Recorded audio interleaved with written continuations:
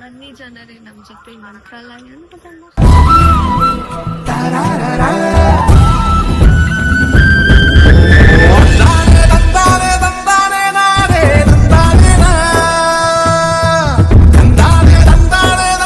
Hi hello ಎಲ್ಲರಿಗೂ ನಮಸ್ಕಾರ. Welcome back to our YouTube channel.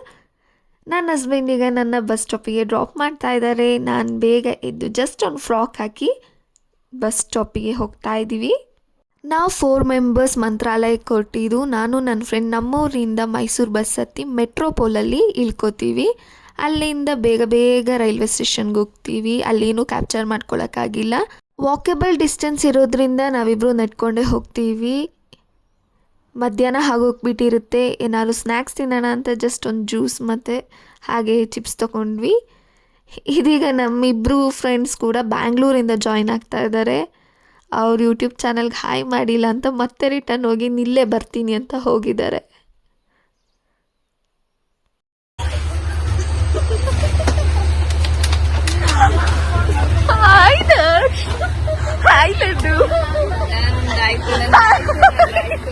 ನಾನು ಸಾಹಿತ್ಯ ಮಾರ್ನಿಂಗೇ ಬಸ್ ಹತ್ತಿದ್ವಿ. ಆಫ್ಟರ್ನೂನ್ ಏನು ತಿಂದಿರಲಿಲ್ಲ, ಸ್ನ್ಯಾಕ್ಸಲ್ಲೇ ಹೊಟ್ಟೆ ತುಂಬಿಸ್ಕೊಂಡಿದ್ವಿ.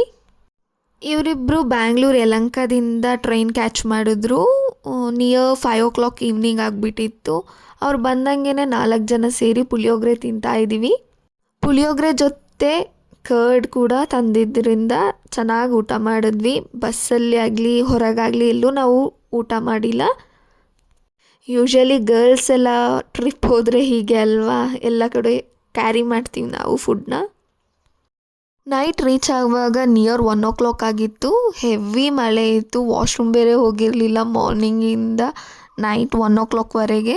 ಬೇಗ ಬಂದು ಫ್ರೆಶ್ ಅಪ್ ಆಗಿ ರೂಮಲ್ಲಿ ಚಪಾತಿ ಮತ್ತು ನಾವು ಟೊಮ್ಯಾಟೊ ಚಟ್ನಿ ತಿಂತಾಯಿದ್ದೀವಿ. ನನ್ನ ಫ್ರೆಂಡ್ ತೊಗೊಂಡು ಬಂದಿದ್ಲು. ತಿಂದು ರೀಲ್ಸ್ ಎಲ್ಲ ಮಾಡಿ ಮಲಗುವಾಗಲೇ ನಿಯರ್ 3 o'clock ಆಗಿಬಿಟ್ಟಿತ್ತು. ಮಾರ್ನಿಂಗ್ ಎದ್ದೇಳ್ತೀವಿ. ಇದು ನಾವು ಸ್ಟೇ ಆಗಿರೋ ರೆಸಾರ್ಟ್. ಸೊ ಎದ್ದು ಬೇಗ ಬೇಗ ರೆಡಿ ಆಗ್ತೀವಿ. ತುಂಬ ಬೇಗ ಎದ್ದೇಳೋಕ್ಕಾಗಿಲ್ಲ ನಾವು ಅಂದ್ಕೊಂಡಿದ್ದಷ್ಟು ಬೇಗ, ಯಾಕಂದರೆ ನೈಟ್ ಮಲಗಿದೇ ಲೇಟ್ ಆಗಿಬಿಟ್ಟಿತ್ತು. ಸೊ ಜನರೇ ನಮ್ಮ ಜೊತೆ ಮಂತ್ರಾಲಯ ಎದ್ದು ರೆಡಿಯಾಗಿ ಆಟೋ ಏನು ಸಿಗಲಿಲ್ಲ. ಮೇನ್ ರೋಡಲ್ಲಿ ನೆಟ್ಕೊಂಡು ಹೋಗ್ತಾ ಇರುವಾಗ ನಮಗೊಂದು ಆಟೋ ಸಿಗುತ್ತೆ.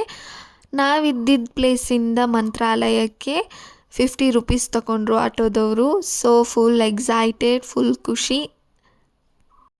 ನಾವೀಗ ಮಂತ್ರಾಲಯದಲ್ಲಿ ಸಿಗೋಣ.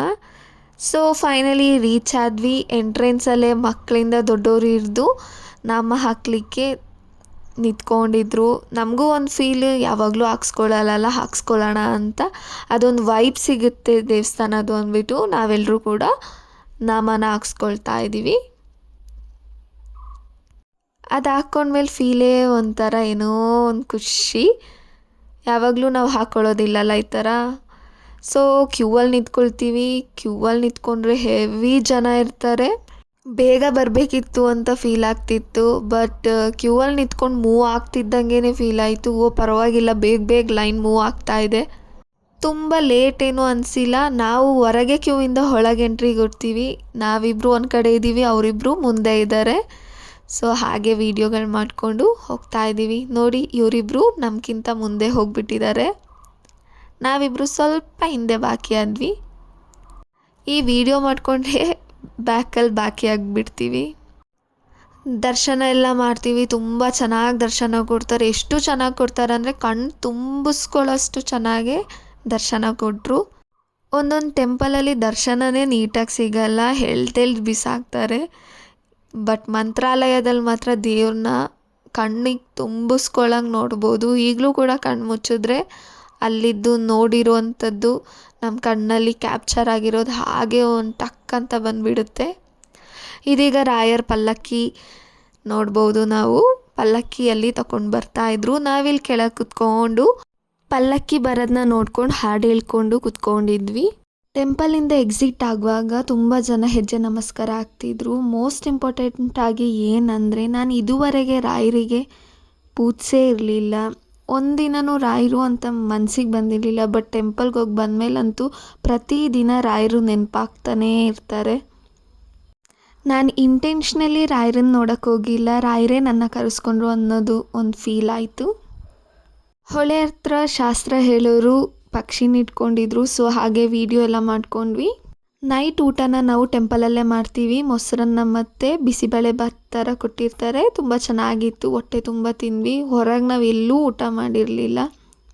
ಈ ವಿಡಿಯೋ ಇಷ್ಟವಾದಲ್ಲಿ ಲೈಕ್ ಮಾಡಿ, ಶೇರ್ ಮಾಡಿ, ಸಬ್ಸ್ಕ್ರೈಬ್ ಮಾಡಿ, ಹಾಗೆ ಸಪೋರ್ಟ್ ಮಾಡಿ. Thanks for watching. Bye bye.